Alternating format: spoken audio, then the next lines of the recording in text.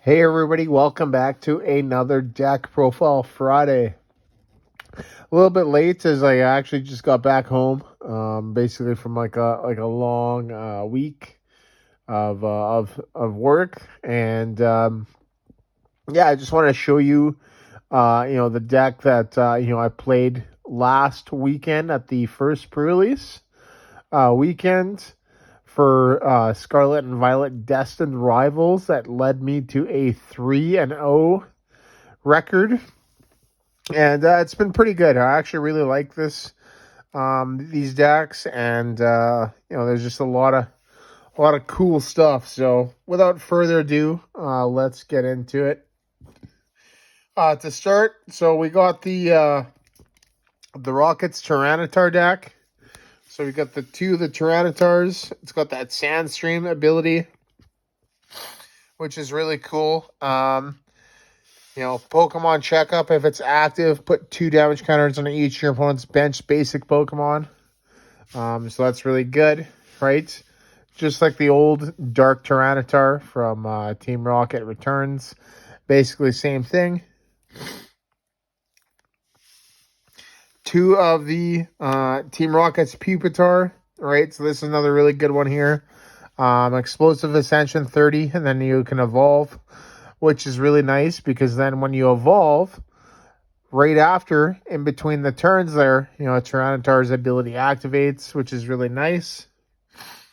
And obviously 3 Larvitar to evolve. I ended up, I think I got like 4 Larvitar total, but, I don't think you needed 4. 3 is perfectly fine. A 3-2-2 line, right? It's really nice. Then I ended up getting, Misty's Starmie, right? And obviously Misty's Staryu. So I guess I'll just leave those right there, yeah. So, pretty good. Staryu is cool, 20 with a possible paralyze for 1. That's not too bad. And then Starmie to 60. And if it evolved from Misty Staryu during this turn, this attack does 80 more damage. So it does 140 for 1 energy, which is absolutely crazy in a pre-release, right? That card is really good. And just being able to time knockouts with that, and not only just that, but like the Tyranitar there, being able to time knockouts. Like I knocked out, I think it was like 3 coughings and on the same turn because my opponent just benched them just like 1, 2, 3 rather than stagger them, right? Which is how you should play, I think. If you're able to get that wheezing, right? If you weren't able to get that wheezing, pardon me, yeah, if you were able to get the wheezing quick, obviously play them all down, but they weren't able to do that, right? Then we got some other cool stuff. We got the Misty's Gyarados and the Magikarp. This is basically pretty useless. The Gyarados I didn't really use. I don't know, 70. Discard the top 7 and then 70 more for each Misty's. So it might be an interesting thing to do, right? Maybe like an interesting single prize archetype and standard.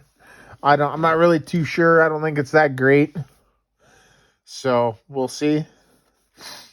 I ended up getting a one Barraskewda line, right? So Barraskewda, I just put in just because of the 60 here and the possible preventing all damage, like a nice stall tactic, right? In between turns, so it could be interesting.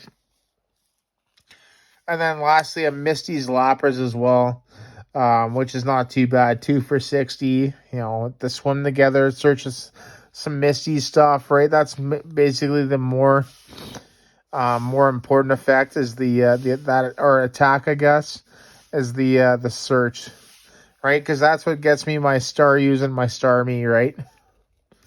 So that is the Pokemon. Not really anything too crazy. The trainer cards. So trainer cards are pretty cool. We got a Brock Scouting, 2 basic or 1 evolution. So pretty good. Lacey, this card's absolutely ridiculous on a pre-release. Draw 4, if they have 3 or fewer prizes, draw 8 cards instead. Surfer, really good card. This is honestly one of my favorite trainers, even right now in Standard, is that draw until you have 5 in the switch. All right, I think it's incredibly useful. Team Rocket's Giovanni, basically that Guzma, right? And yeah, I actually had the judge, and they're like, how do you bring that up, though? I'm like, because of this. Okay, then how do you retreat? I'm like, I have a Larvitar on my bench. I just attach an energy to it and then retreat it into my Tyranitar and then knock it out. So, stuff like that. Petrel, right? Search your deck for a trainer card, reveal it, put it into your hand. So, another really good card here. I really like this card. My full art Proton, right? So, Proton is like one of the best cards the Rocket stuff has to offer. I don't think people realize how powerful the Rocket stuff is. I think people really need to do some digging and just kind of really realize that, just on how consistent and powerful all the trainers are and the supporters and the stadium is. So, and then our last supporter, we got a Youngster. That's been in there since basically Scarlet and Violet base set. So, yeah. Trainer cards. We got a Buddy Poffin, right? So, typical, right? Always nice to get those. Great Ball, right? Another really good card to get. Nest Ball, right? So, this is how crazy this deck is.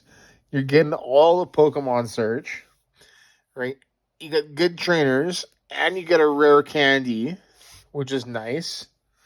And you get a super rod, which is nice.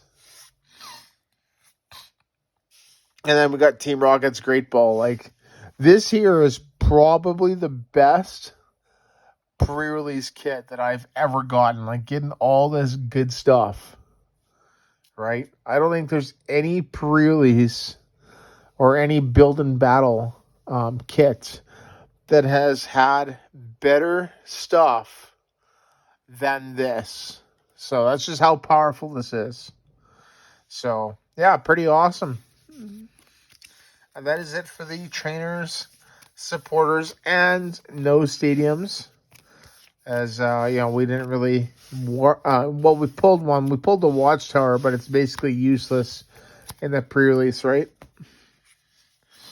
And then energies, right? Really easy energies. 5 waters, 4 fightings, and then 2 Team Rockets energy. So, love this card, right? I think this is a great card.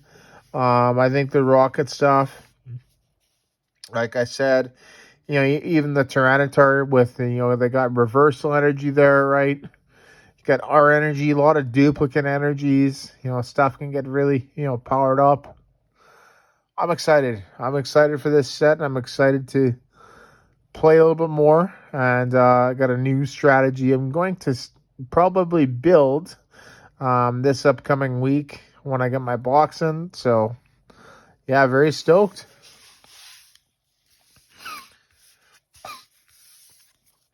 But yeah, there you go, everybody. Once again, thank you so much for watching, and I will see you in the next video.